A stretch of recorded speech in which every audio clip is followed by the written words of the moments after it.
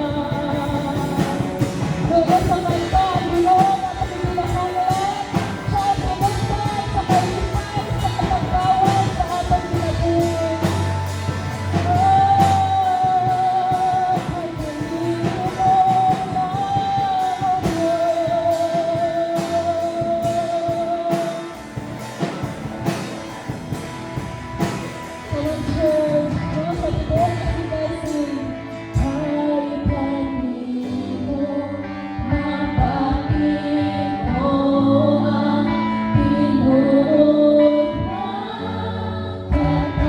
katagbawan, pinuod na halipan. Kung binuod na yun ang katagbawan, ipagagdoy ko kahit hindi mo mapakin ko ang matamis mong pag-inuman.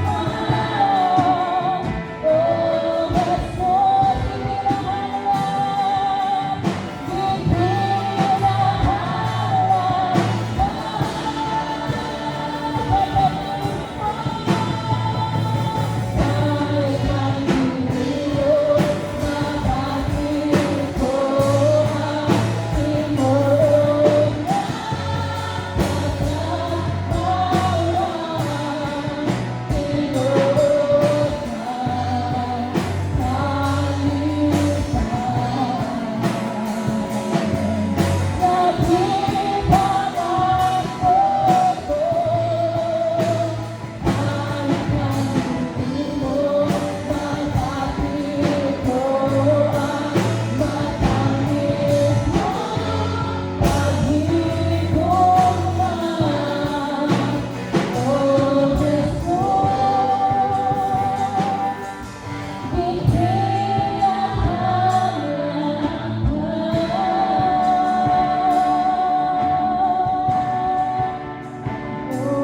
Jesus,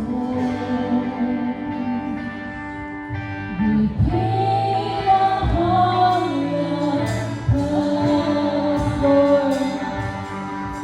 Hanglan din ka namo, Ginoo, sa matag adlaw sa among kinabuhi. Kay kung walang kalon, walang kami mabuhay, Lord. Ikaw yun ang Ginoo na natagbawan, Lord. Ug dili ang kalibutan, Ginoo. Akong gihatag sa mag-scripture reading.